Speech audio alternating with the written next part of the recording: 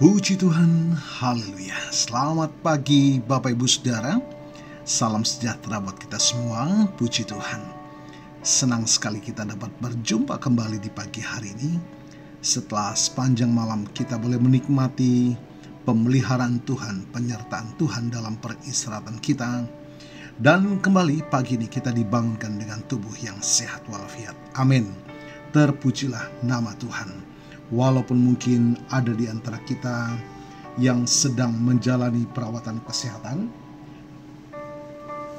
baik di rumah ataupun di hospital, tetapi yakinlah kasih dan kuasa-Nya yang tidak pernah berubah sedang memulihkan, menyembuhkan saudara. Amin. Dalam nama Tuhan Yesus. Puji Tuhan. Baik Bapak Ibu Saudara, mari kembali pagi hari ini kita mau datang kepada Tuhan, sumber kehidupan, kekuatan dan pengharapan kita. Renungan kita pagi ini satu tema yang sangat indah. Kita belajar dari Elia yang dipelihara oleh burung gagak. Puji Tuhan. Bapak Ibu Saudara, pernahkah kita merasa dalam situasi yang sulit ini, di mana segala sesuatu terasa di luar kendali dan kita tidak melihat jalan keluar?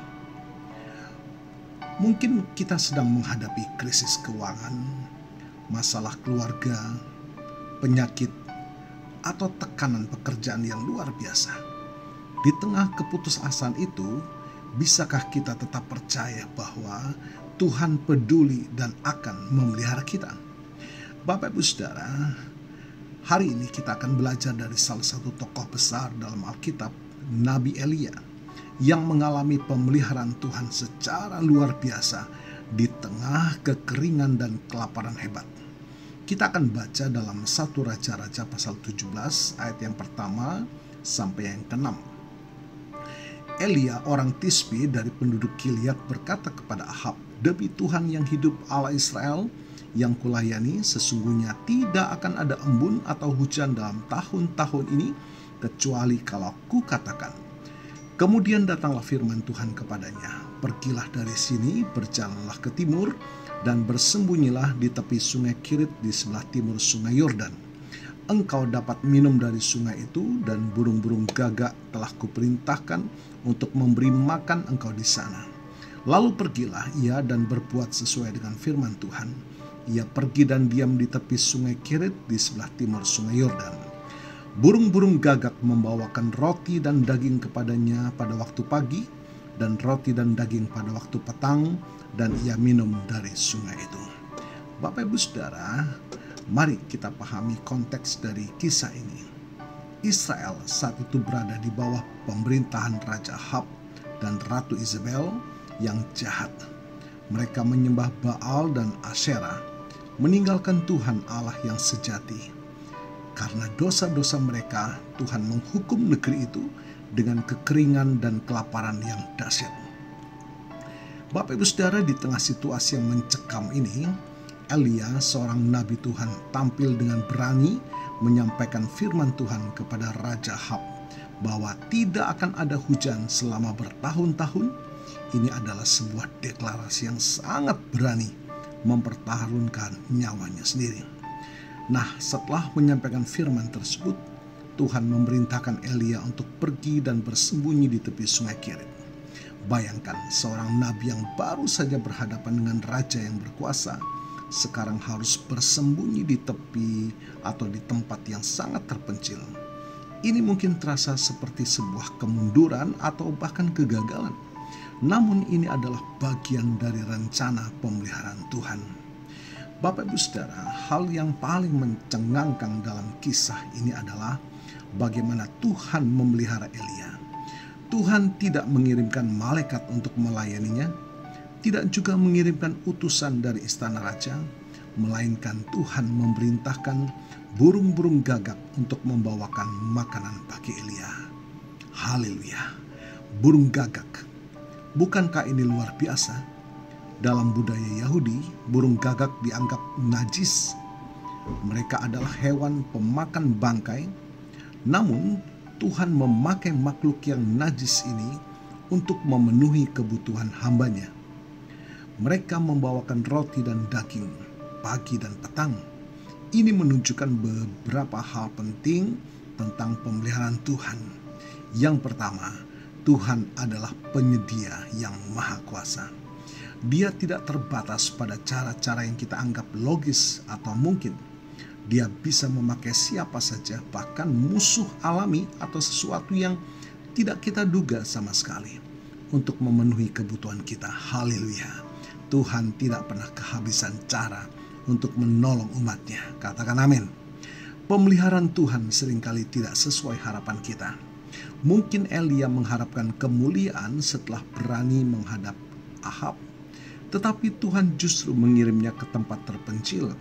Mungkin ia berharap makanan dari sumber yang terhormat, tetapi Tuhan memakai gagak.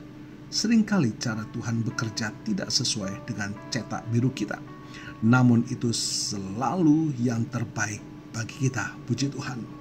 Ketaatan adalah kunci pemeliharaan. Perhatikan ayat yang kelima. Lalu pergilah ia dan berbuat sesuai dengan firman Tuhan. Ia pergi dan diam di tepi sungai Kirit di sebelah timur sungai Yordan. Elia taat sepenuhnya pada perintah Tuhan, meskipun itu berarti bersembunyi dan bergantung pada cara pemeliharaan yang tidak biasa. Ketaatannya membuka pintu bagi pemeliharaan Tuhan yang ajaib. Puji Tuhan. Nah, Bapak Ibu Saudara, dari kisah Elia di tepi sungai Kirit, kita bisa mengambil beberapa pelajaran penting untuk kehidupan kita di tengah tantangan dan situasi yang penuh dengan ketidakpastian. Pertama, Bapak Ibu Saudara, percayalah pada kedaulatan Tuhan. Bahkan dalam kegagalan atau kemunduran, mungkin kita merasa gagal atau tersembunyi dari pandangan dunia. Namun Tuhan tahu persis di mana kita berada dan memiliki rencana untuk kita. Jangan pernah merasa Tuhan meninggalkan kita, bahkan ketika keadaan terlihat buruk. Yang kedua, bersiaplah untuk pemeliharaan Tuhan yang tidak terduga. Jangan membatasi Tuhan dengan ekspektasi atau logika kita sendiri. Tuhan bisa memakai siapa saja atau apa saja untuk memenuhi kebutuhan kita. Buka mata dan hati untuk melihat tangan Tuhan bekerja dengan cara-cara yang mungkin aneh atau tidak biasa. Berikut, taatilah firman Tuhan tanpa syarat. Seperti Elia, ketaatan adalah fondasi untuk mengalami pemeliharaan Tuhan. Ketika Tuhan berbicara, lakukanlah, meskipun itu tidak masuk akal bagi kita. Pemeliharaan Tuhan seringkali datang melalui langkah iman dan ketaatan. Haleluya. Puji Tuhan.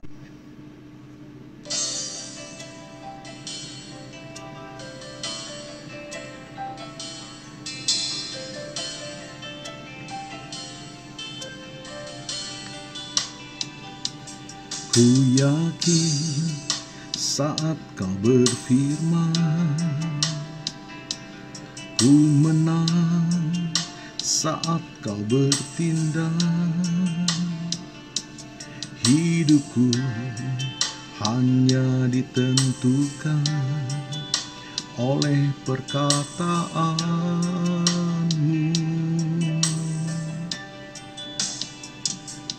Ku aman karena kau menjaga. Ku kuat karena kau menopang. Hidupku hanya ditentukan oleh kuasa-Mu.